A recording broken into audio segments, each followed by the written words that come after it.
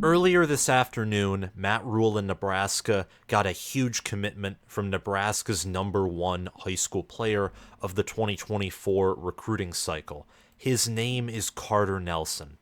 6'4", 205 pounds, held offers from Georgia, Penn State, Notre Dame, more teams, and was visiting Penn State, Notre Dame, and Georgia in the month of June. His final visit was to Nebraska on June 23rd, and he committed just earlier today to the Nebraska Cornhuskers.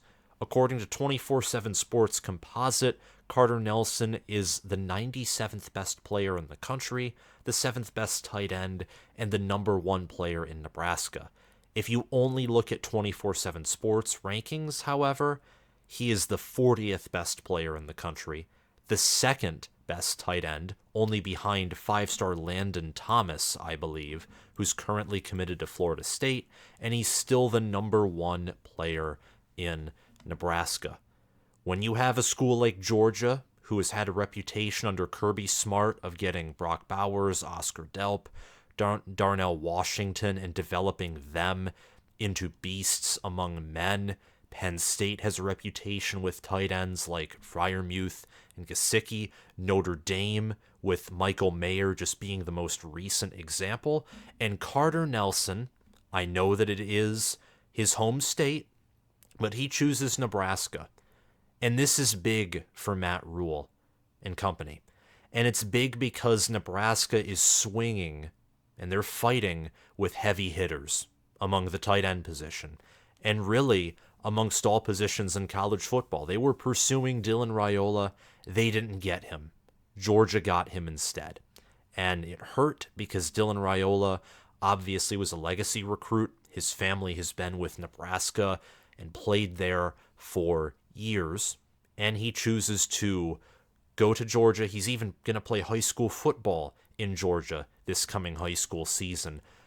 But Nebraska lands Carter Nelson, again amongst Georgia, Notre Dame, and Penn State, who in recent years have had a infinitely better reputation at developing tight ends. Now, maybe part of the reason he chose Nebraska was due to playing time. Penn State and Georgia definitely have deeper tight end rooms. Notre Dame, even though I don't know who their starting tight end is going to be with Michael Mayer gone, they're definitely going to have security at the tight end position, definitely with how they've recruited. Nebraska, not so much. It's a competition between Nate Borkacher, Janarian Bonner, Thomas Fedone, and Brandon Clover. Those are your four tight ends who are among the two deep. And then obviously there's Eric Gilbert, who came in via the transfer portal, but knowing his history, I don't necessarily expect him to see the field. I think Carter Nelson chose Nebraska because it's in-state and because he loves the program. The second part's the most important one. He said in an interview that he committed and he watched them growing up, and he said, now obviously I haven't grown up watching the same Huskers my parents watched. The big goal for us is to bring those Huskers back. So you're getting a player that wants to invest in the program. He just doesn't want to go to Nebraska to get a chance to shine and go to the NFL. And you see that with the transfer portal. You see that with high school recruiting even. It's like some of these players, I feel as if some, not all, and this is not new, this is something that happens and has happened for quite some time. Some players do just want to get in. They don't necessarily want to work hard or invest in the program, but they want to make money, or they just want to get to the league. And they're not very interested in the collegiate level. So they just burn through, declare early, whether they're ready or not. They don't really want to invest in the program. Sometimes it even bleeds into the locker room and the team culture. I don't think you're getting that with Carter Nelson whatsoever. What you are getting is a 6'4", 205-pound tight end who, if he stays healthy, Nebraska has seen this before with Thomas Fedone II, where he didn't stay healthy. He's a redshirt sophomore right now, and his career has not even taken off whatsoever. He's barely seen action on the field. If he stays healthy, he will be a star for for Nebraska. He is a big-time addition to a class that I wasn't really paying attention to. A class that right now is 14th in the country.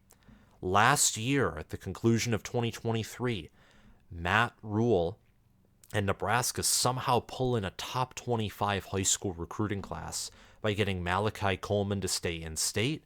He was the number 1 wide receiver and number 1 overall player in the state of Nebraska, and he was the 11th best wide receiver nationally. They also pulled in three additional 4-stars in Princewell Umenmielen, an edge, Cameron Lenhart, another edge, a 4-star, and Riley Van Poppel, a defensive lineman who also played some time on the offensive line. So Matt Rhule pulling it together after Scott Frost's final year where he was fired early in the season in 2022, pulled together a great recruiting class then. Now it looks as if they're going to pull together another great recruiting class. The Huskers are its top 15. They have 21 total commits, which means that the class is closer to being done than not. Granted, there isn't a slew of decommits, so this might be the highest that you see Nebraska's recruiting class ranked, realistically, but there are still some 4-stars, 3-stars that will be added, and when the 2024 transfer portal window opens several months down the line, these rankings, of course, will adjust as recruiting rankings are no longer just about high school recruits, but transfer portal recruits. Speaking of which, Nebraska also pulled in a solid transfer portal recruiting class in the 2023 preseason. So Matt Rhule is taking preseason win after preseason win. We just have to see how it all comes together.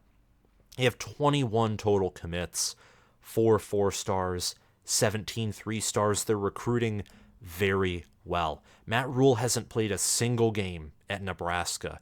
He did not work out well with the Carolina Panthers. He's not been with the college game since 2019. It doesn't sound like a long time ago. I was still in high school in 2019, but more importantly, the college football landscape has not completely, but there's been massive changes to it. Think name, image, and likeness. That wasn't around in 2019. People didn't know if it was going to be around for, at minimum, the next decade in 2019. The transfer portal, while becoming more of a thing, more used. Justin Fields, for example, used the portal to get out of Georgia in 2018 and transfer to Ohio State, where he led Ohio State on a 13-0 run before tragically losing to Clemson in the Fiesta Bowl in 2019, and nearly won Ohio State to a national title in 2020, the COVID year, beating Clemson and avenging that loss, but losing to Alabama. There were prominent examples, and it was becoming more popular, but it wasn't the full-blown, wide-open door or window that it is now. So things have changed, times have changed, and we'll have to see if Matt Rhule, what he does. I have more of a feeling it's rather when rather than if Matt Rhule wins and succeeds at Nebraska. Scott Frost was an absolute disaster, something that no one saw coming in a bad way. Now I think Matt Rhule, he's stable, he's a builder. The way Nebraska has used the portal they aren't getting anyone they can afford to get, but they're getting pieces, especially at defensive line, linebacker, wide receiver, offensive line too, bringing in Ben Scott from Arizona State and even snabbing an offensive lineman transfer from Utah. A backup, of course, but still with Nebraska's O-line, you got to do what you got to do. And I think that Matt Rhule is building something both in the short term with the portal, but then in the long term here. Nebraska has the Big Ten's 4th best recruiting class. 4th best. And still plenty of targets are there to be added, including Gatlin Barr, a wide receiver from Idaho, who's one of the fastest players in the nation. TCU, Michigan, and Oregon are also competing for this player. Preston Taumua, an interior offensive lineman who's also a 4-star, and Jay Sean Ross, a 4-star defensive end. There are a handful of other 4-stars and mostly 3-stars that are also on Nebraska's preferred list.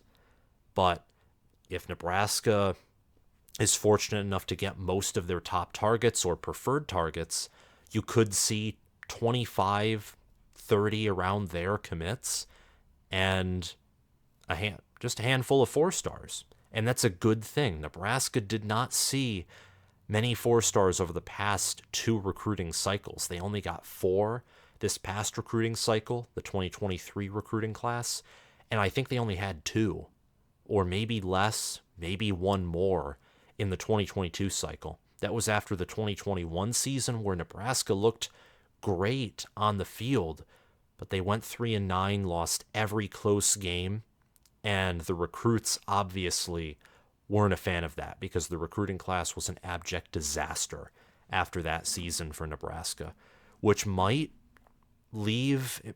drag back the program for a few seasons, as recruiting classes have shown to do at many different programs.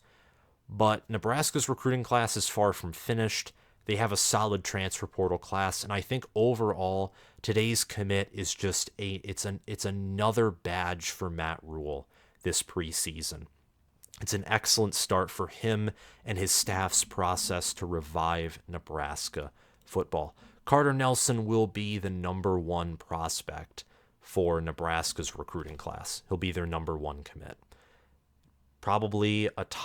He's definitely a top 100 player, probably top 75, maybe top 50, seeing that 24/7 Sports is one of the more, if not the most accurate recruiting service there is. It's the one I use and prefer to use, and I will always use it until proven otherwise when it comes to its accuracy.